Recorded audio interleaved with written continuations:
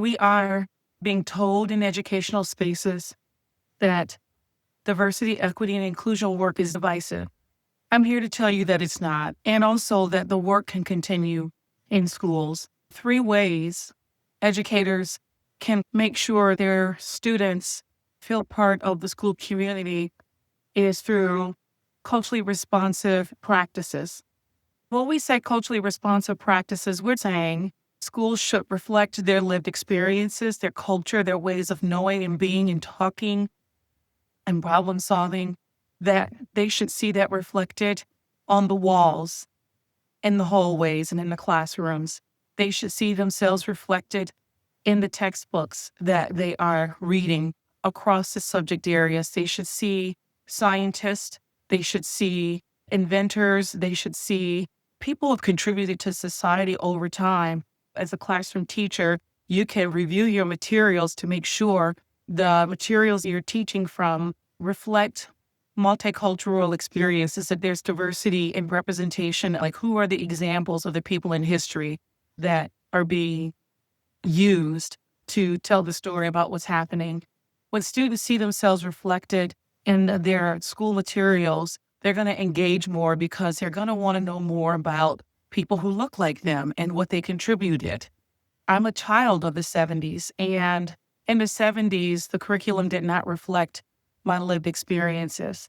And that had such a profound impact on my social identity, the ways in which I saw myself, and also the ways in which others were shaped to see people who look like me.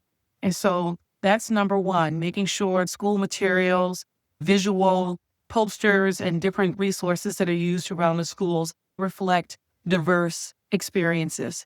We have students with disabilities. Students with disabilities need to see themselves reflected in the school materials. They need to see themselves reflected in history. They need to see themselves reflected in the contribution that have been made by people with disabilities and in ways that is positive.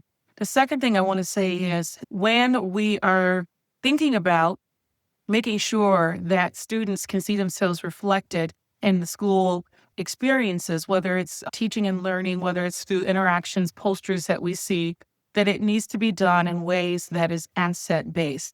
What do I mean by asset-based? That means that it is accurate, that it reflects the lived experiences of all students, but especially the students who aren't always reflected in their school experiences. It needs to be done in a way that supports students building positive images of themselves and those who look like them. So one of the things that has to happen is there has to be work done to make sure that when you're using materials, that the materials don't promote stereotypes about the different groups of people that they're reflecting. A review of your teaching materials, visual aids, and resources, just checking to make sure that they don't reflect negative images and stereotypes that would do harm to students over time. The third thing I think I would share in this particular video are the relationships. That is an important part of engaging in culturally responsive practices, because the more we get to know our students, the more we understand more about the things that they're passionate about, the interests that they have, the talents that they have. Every child is talented. Every child is gifted.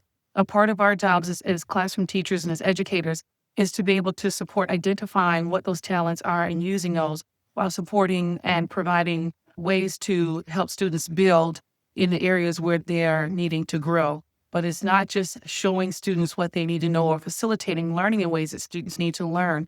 It is also knowing using their strengths to help them learn things that they need to know. As we get to know who our students are, we can actually design learning with them in mind. We can understand the ways in which we can leverage them and engage them based on the things that they're interested in. And I also think teaching in an integrated way allows for students to not only understand how content areas are connected, they're interconnected, they're not isolated. You can't learn about history without learning about science. You can't learn about science without learning about math. You can't learn about history without learning about science and math. And you can't learn about history without English or language arts. So it's integrated, and it also allows for students to be able to identify ways in which they might want to study the topics at hand based on the interests that they have. And so the more that you get to know students, the more you can leverage what you know about them to create learning experiences and opportunities for students not only to learn, but show what they're learning and providing different ways for them to show what they're learning that will promote positive social identities of students and self-image. I saw a video a few months ago. I will put the link down in the description under the video, where there was a teacher and he was using a song. He had a classroom full of students. Many of them appeared to be African-American students. And so one of the ways that he engaged them in learning literacy, he was teaching explicit instruction around, he was teaching phonemic awareness. The way in which he engaged the students was by using the song Boots on the Ground. Boots on the Ground, that's an example of a cultural reference.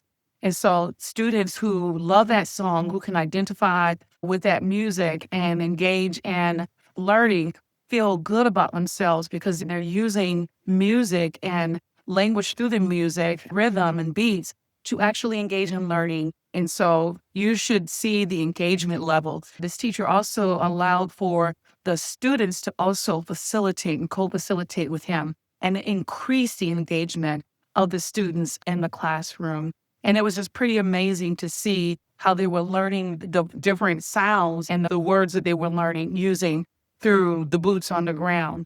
And so again, watch the video and tell me what you think. You know, if you're an educator, a teacher in the classroom, have you used music or arts to engage your students? Have you used students' cultural references, their ways of knowing and being to support them? Share it in the comments section, ways in which you have used what you know about your students to engage them in learning. But I will tell you, with all of the pushback on diversity, equity, and inclusion efforts, there are things that we can do every day in the classroom and in schools to continue to make sure that all of our students are seen and heard, loved, understood, and engaged in learning in ways that they can meaningfully participate because they see themselves reflected, and they see themselves reflected in the teaching and learning in the school environment in ways that affirm their identities and make them feel good about themselves. So tell us, give us some of your examples that we learn from one another. And I think the other thing I want to say about diversity, equity, and inclusion is that it really isn't about division, but it really is about just making sure the systems that we're all in, whether it's in education or any other field, that we are ensuring that everyone benefits. Everyone benefits. We're our strongest when everyone benefits. I think sometimes people think that if one group of people benefits, and that means another one can't. I know that we live in these either ors types of ways, but why can't it be and?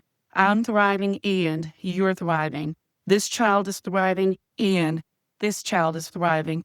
Opportunities are created for this group of students and they are also created for this group of students. So we have to start thinking about, what is the bigger picture when people say we shouldn't engage in work around diversity, equity, and inclusion, because that work really is just about making sure that everyone has the opportunity and that any barrier that is in place from our histories, a lot of these systemic inequities that we see in our systems, we didn't do them. We inherited them. We have a history, and it's important for us all to know our history as it happened.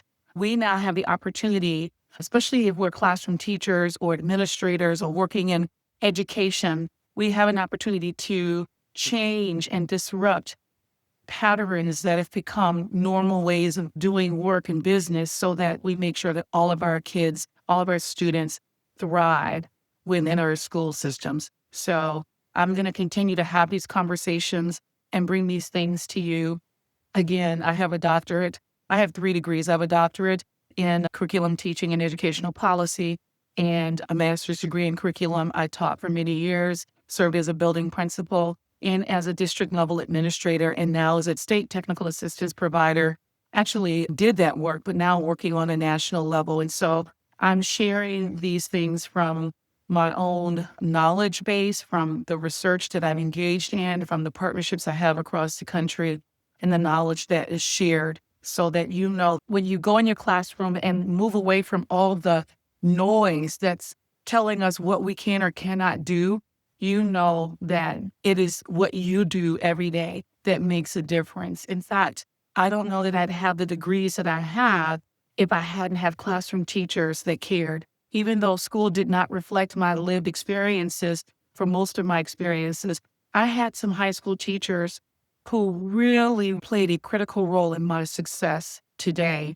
And so I just want you to know that while I'm sharing these things, it is with a deep level of appreciation for educators, classroom teachers in particular, and administrators, knowing what that feels like to do that work, and also a deep sense of gratitude for public education, which really should be a great equalizer, meaning that no matter how you come up, where you come from, what your status might be, education should provide you the opportunity to change that and to be able to live your life in a way that matters for you and create a legacy that you can leave for your children, your children's children, or for society, or for whoever it is that you're doing the work for. All right.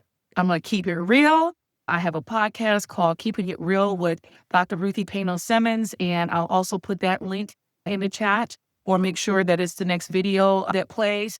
But in the Real Talk, I am telling stories and talking about current events and not sugarcoating things or ignoring any elephants in the room, because we cannot do this work well if we don't have the real conversations about the different things that we need to know and be able to do to support all of our students. So keep it real. Don't be afraid to have those true conversations about what really matters, even if you are the one person in the room and everyone is saying that the sky is red.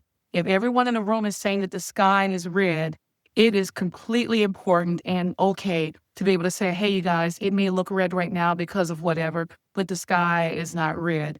Call it what it is, name it what it is, and it will really help to change things. And even though people may feel frustrated when you do that, learning and growth comes from dissonance. It comes from being able to struggle through what we think we know, the filters that we have.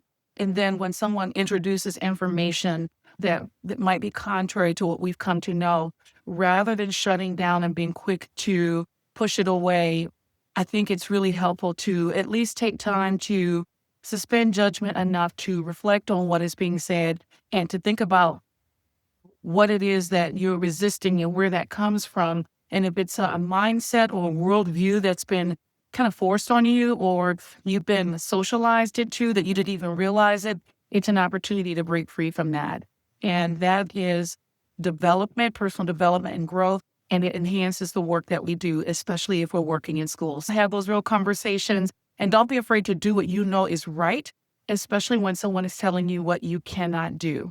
Freedom doesn't just come from what's granted to us. Freedom comes from what we fight to maintain and keep when we're being told to do something that we know is not going to be okay for everyone or for society, and especially when we talk about education for our students in schools. All right, until next time, remember to keep it real.